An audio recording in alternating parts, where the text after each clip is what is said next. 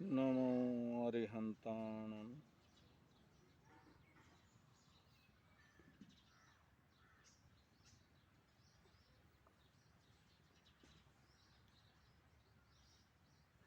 दुनिया के अंदर जितने भी महापुरुष,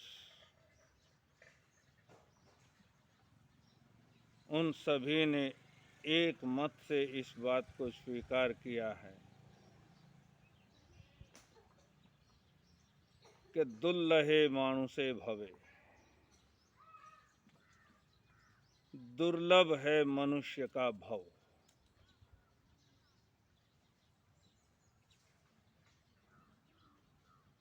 मनुष्य का भव इतना दुर्लभ क्यों है? क्योंकि सारी की सारी संभावनाएं इसी भव के अंदर, इसी जन्म के अंदर निहित है। हम चाहें तो मोक्ष के शिखर पर पहुंच सकते हैं, इतनी काबिलियत हमारे अंदर है। और पतन की गहरी खाइयों में गिरने की क्षमता भी इसी जन्म के अंदर है। कोई पशु इतना ऊपर नहीं उठ सकता, तो इतना पतन की गहरी खाइयों में भी नहीं गिर सकता।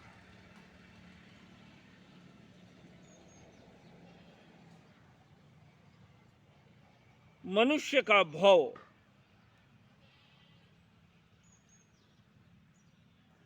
ये स्वर्ण कलश के जैसा है, बड़ा ही सुंदर, बड़ा ही महत्वपूर्ण, बेहतरीन।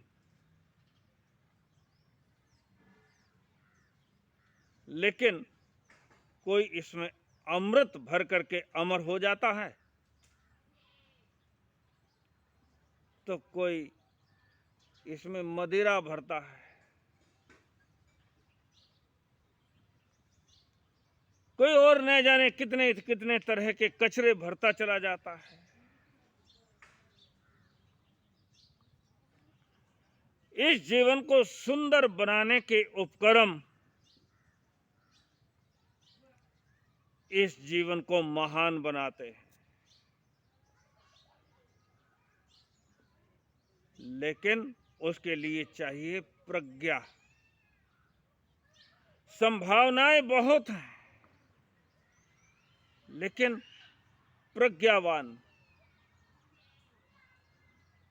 प्रज्ञावान व्यक्तित्व ही उस महत्वपूर्ण लक्ष्य को हासिल करने में समर्थ हो पाता है।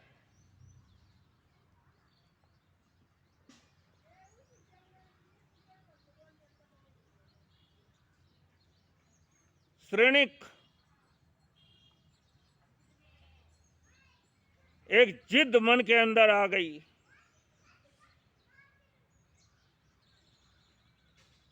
कि मुझे नंदी ग्राम को नष्ट करके उजाड़ बना देना है।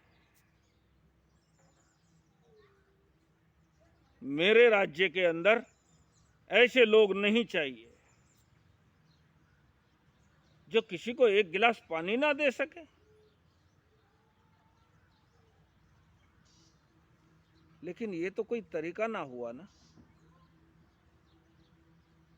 कोई किसी को गिलास पानी का ना दे सके तो उसे नष्ट कर दिया जाए।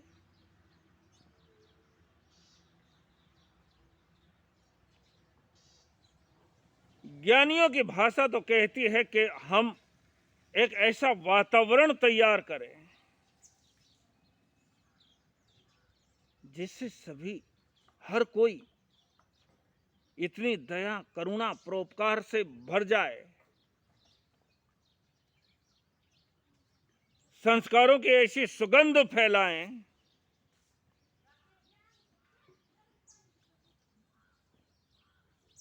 जो किसी को, अनजान व्यक्ति को भी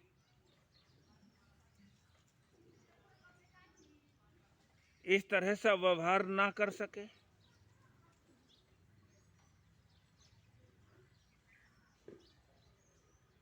उसे नष्ट कर दिया जाए।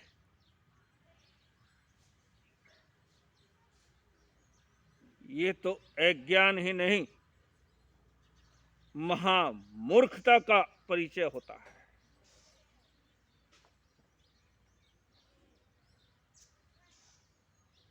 श्रेणिक था तो बुद्धिमान, लेकिन बड़े बड़े बुद्धिमान भी कभी कभी ऐसी मूर्खता का परिचय दे देते हैं।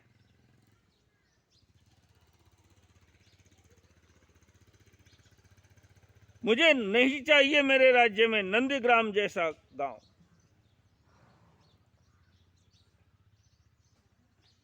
उसे नष्ट करने के लिए तरह तरह के उपक्रम करता है। लेकिन एक दिन बैठे बैठे उसके मन के अंदर ख्याल आया, अरे नंदीग्राम वालों ने मुझे पानी तक भी पीने को नहीं दिया था, लेकिन नंदीग्राम के बाहर जब मैं जा रहा था तो उस समय एक बौद्ध आचार्य का मठ मिला था मुझे।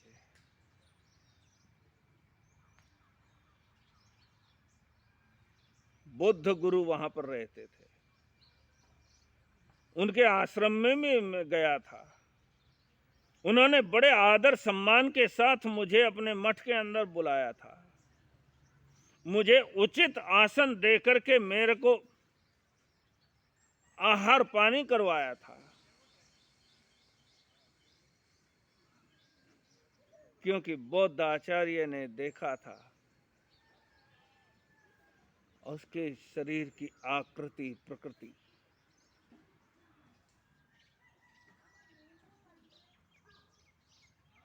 ये जिस हालत के अंदर घूम रहा है, ये कोई गरीब व्यक्ति तो नहीं होना चाहिए, क्योंकि गांव का आदमी कार के अंदर पहली बार अगर बैठे, बैलगाड़ी में जाने वाला आदमी और कार के अंदर बैठने का मौका मिल जाए तो वो कार के अंदर भी ऐसे ही बैठता है जैसे बैलगाड़ी के अंदर बैठता हो।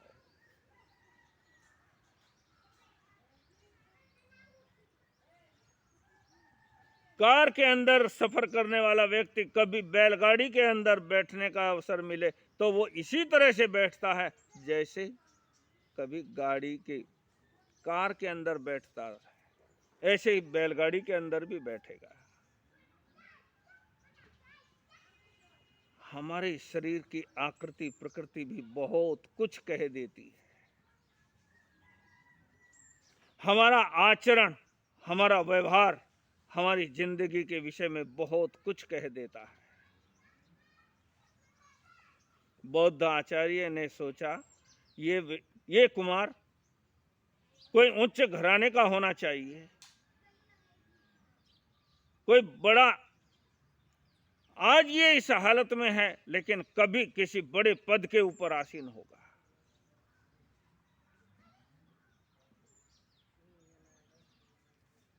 ठीक है, बड़े मान सम्मान के साथ उसे बुलाया और बुला करके कहने लगे,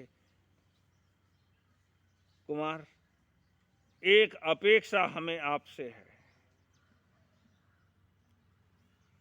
श्रेणिक कहने लगा, आचार्य मेरे से क्या अपेक्षाएं कर सकते हैं आप? तन के कपड़े के सिवाय मेरे पास कुछ भी नहीं है, मैं कौन सी अपेक्षा पूरी कर सकता हूं आपकी? उन्होंने कहा, मुझे हमें अभी नहीं, हम अभी की अपेक्षा पूरी करने की बात नहीं कर रहे, लेकिन भविष्य में जब तुम कभी राज सिंहासन के ऊपर बैठो तो उस समय हमें तुम राजगुरु बनाना।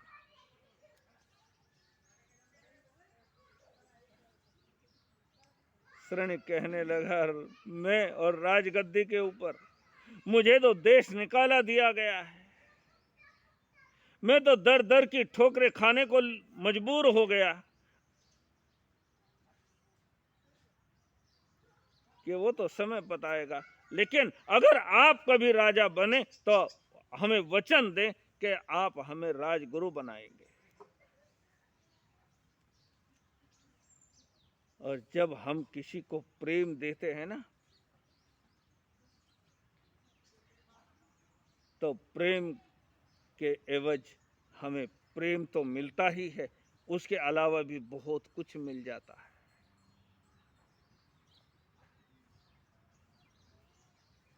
बुद्ध आचार्य ने उसका मान सम्मान किया था, उसे भोजन पानी करवाया था, बड़ी मीठी मीठी बातें की थी। श्रेणिक बड़ा प्रभावित हुआ था। हम कितने भी उपदेश दे लें, हम कितनी भी ज्ञान विज्ञान की बातें कर लें, अगर हमारा व्यवहार हमें एक दूसरे से नहीं जोड़ता हो, तो हमारा सारा ज्ञान विज्ञान व्यर्थ है।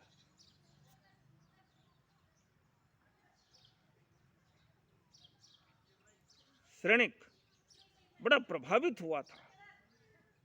देखो, वो भी लोग थे जिन्होंने मुझे एक गिलास पानी देने से इनकार कर दिया, और एक यहाँ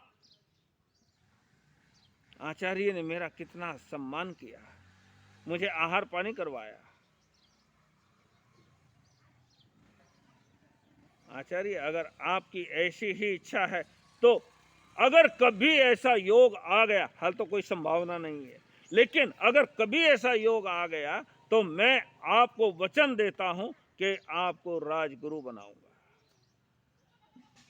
आज श्रेणिक के मन में विचार आया कि अब वो समय, वो वचन पूरा करने का समय आ गया है। अब तो मैं राजा बन चुका हूं।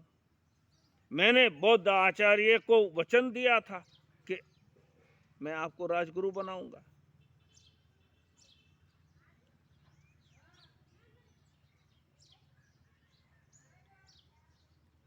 बड़े मान सम्मान के साथ श्रेणिक ने बौद्ध आचार्य को अपने राजमहल के अंदर बुलाया।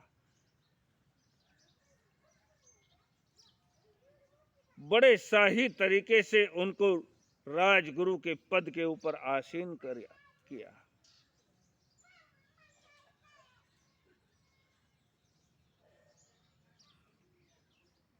प्रेम बांटो, इससे बड़ा धर्म दुनिया के अंदर कोई नहीं।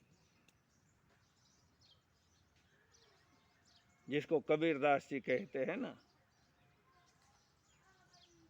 पोथी पढ़ी पढ़ी जगमुआ, पंडित भया न कोय। पोथी पढ़ी पढ़ी जगमुआ, पंडित भया न कोय, और 2.5 आखर प्रेम का पढ़े सो पंडित होए। ऐसे ही पंडितों ने इस दुनिया के अंदर मान सम्मान प्राप्त किया है। उन्हीं की यशोगाथाएं इस संसार के अंदर फैली है। तुम्हारे उपदेश, सिर्फ उपदेश काम नहीं आएंगे।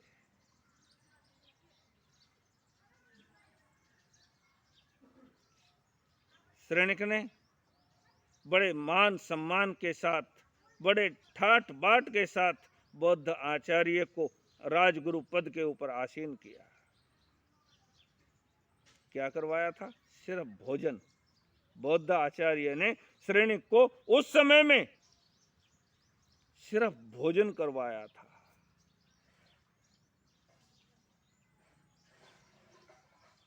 लेकिन इस नंदीग्राम वालों को तो मैं छोड़ूंगा नहीं। इन्हें तो जीने का अधिकार नहीं है।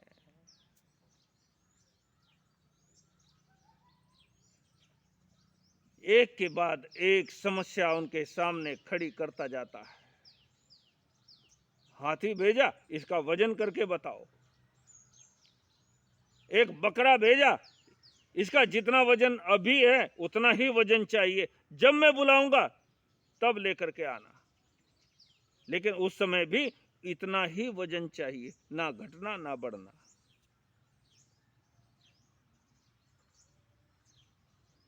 लेकिन अभय कुमार बुद्धि का धनी, तुम्हारा अहंकार कुछ बोले भी, तुम्हारा अहंकार कुछ उठापटक करनी भी चाहे, लेकिन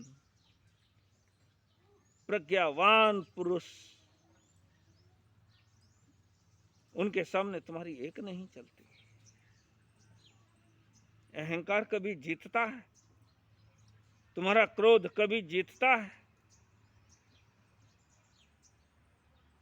देखो,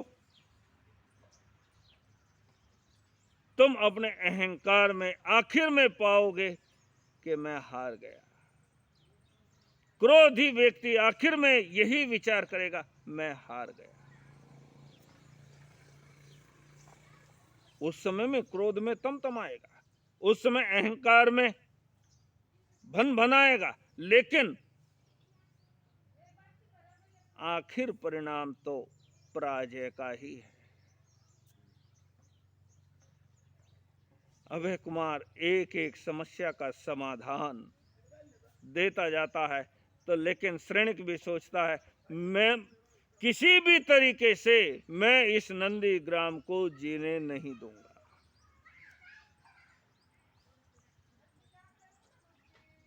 एक मुर्गा भेजा, इस मुर्गे को लड़ना सिखाना है, लेकिन ध्यान रहे कोई दूसरा मुर्गा इसके साथ में नहीं रहना चाहिए।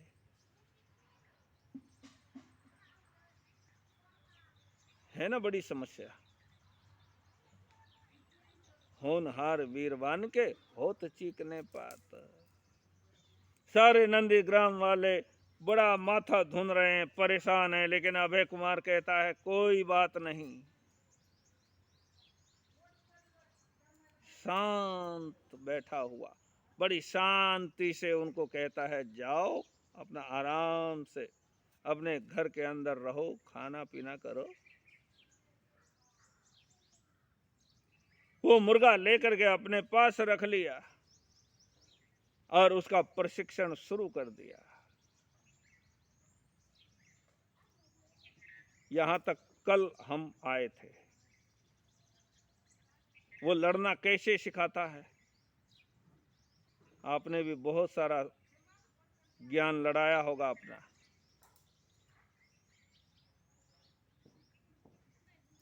जो समस्या का समाधान निकाल लेता है वही दुनिया के अंदर शानदार जिंदगी जीता है। उस मुर्गे को लड़ना सिखाना है, दूसरा मुर्गा साथ में नहीं चाहिए।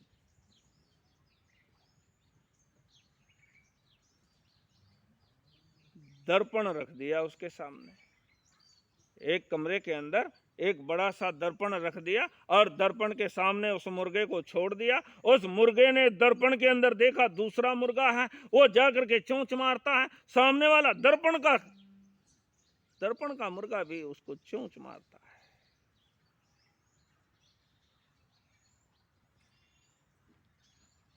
हमारी ही परछाई है इस पूरे ब्रह्मांड में। हम जिधर भी देखते हैं, हम जो भी आचरण करते हैं, वह हमारा ही प्रतिरूप होता है। हम क्रोध करते हैं तो वह हमारी ही परछाई है।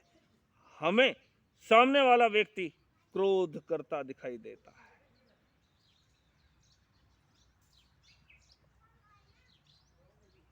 एक कुत्ता भूल चूक से राजमहल के अंदर घुस गया और महल के अंदर बड़े बड़े शीशे चारों तरफ लगे हुए थे। कुत्ता जिधर भी देखता है उधर ही कुत्ते ही कुत्ते।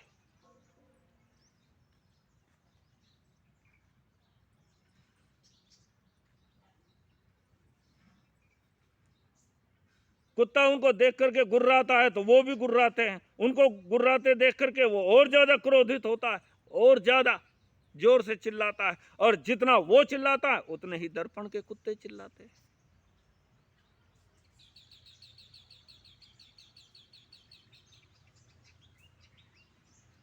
झपट्टा मारता है, दर्पण के कुत्ते हजारों कुत्ते उसको ऊपर झपट्टा मारते हैं।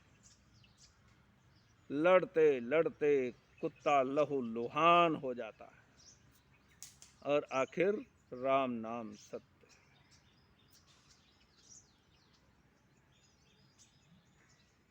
इसी तरह दूसरा कुत्ता भी उस महल के अंदर चला गया। उसने भी देखा चारों तरफ कुत्ते ही कुत्ते। उन कुत्तों को देख करके वो दुम हिलाता है।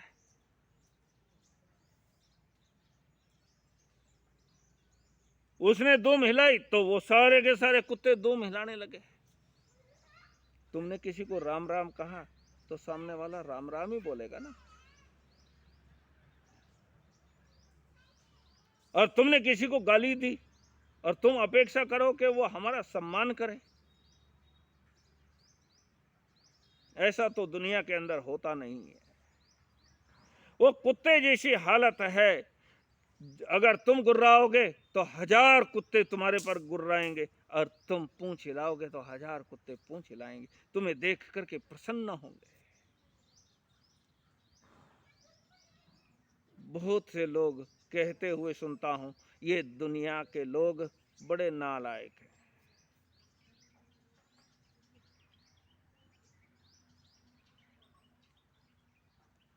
क्योंकि अगर हम खुद नालायक हैं तो दुनिया नालायक है।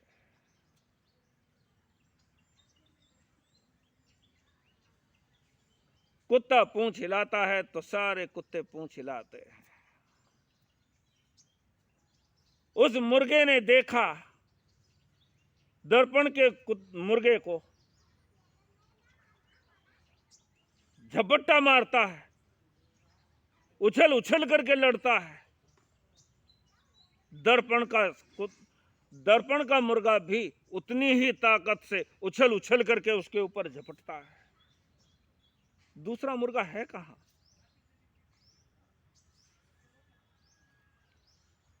हम जिसको मारते हैं दूसरा है कहां?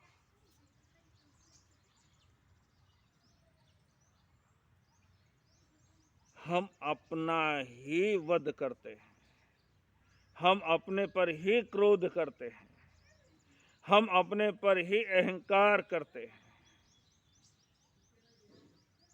दूसरा कोई नहीं, ये सब हमारी परछाई है।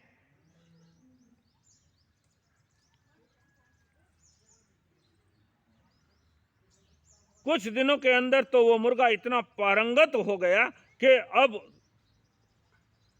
कोई दूसरा मुर्गा उसके सामने छोड़ दिया जाए तो लड़ने मरने को तैयार, झपट्टा मारता है। सैनिक ने बुलाया, बताओ तुमने हमारा काम किया, एक मुर्गे को लड़ना सिखा दिया कि राजा साहब आपका हुक्म सिर माथे। मुर्गे को लाया गया, उसका प्रदर्शन देखा, वो तो मुर्गे को देखते ही झपटता है।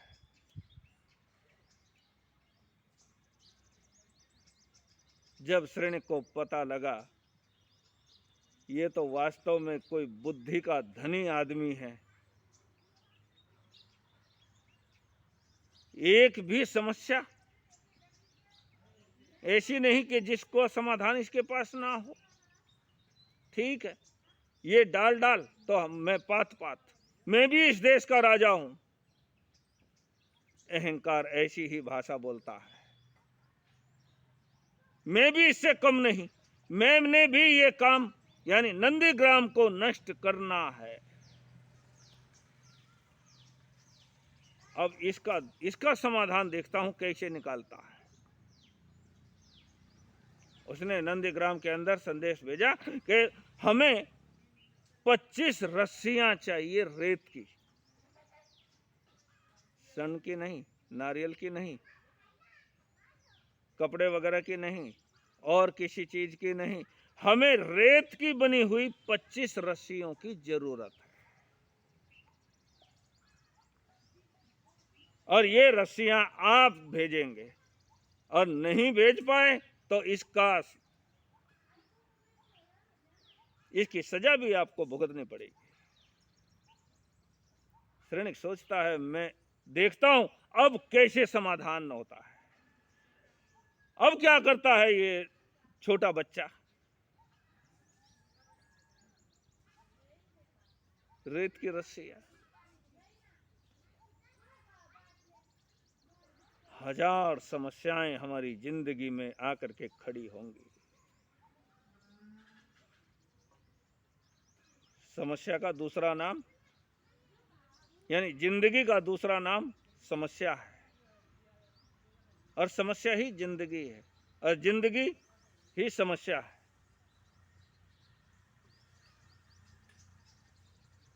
लेकिन समस्या है तो समाधान भी है। उम्र से मत तोलो इस बात को, समाधान ढूंढने वाला कोई भी हो सकता है।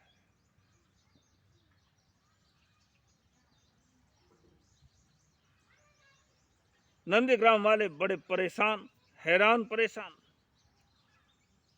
लेकिन अभय कुमार कहता है 25 क्या, हम 2500 रस्सियां देने के लिए तैयार हैं। जितनी रस्सियों की राजा साहब को जरूरत है उतनी रस्सियां हम देने को तैयार हैं, और जब चाहिए तब देने को तैयार हैं। चैलेंज स्वीकार करो,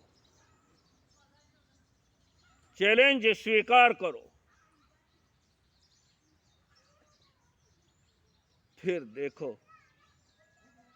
फिर देखो ये जिंदगी समस्या रहती है कि नहीं। और उस जिंदगी का सुख भी बड़ा अनूठा होता है। जो इस तरह की जिंदगी जीते हैं, समाधान से जिंदगी का निर्वाह करते हैं, ऐसी जिंदगी का सुख और आनंद ये बड़ा अनूठा होता है। 25 क्या, 2500 मांगो, 25,000 मांगो, हम उतनी रस्सियां देने के लिए तैयार हैं।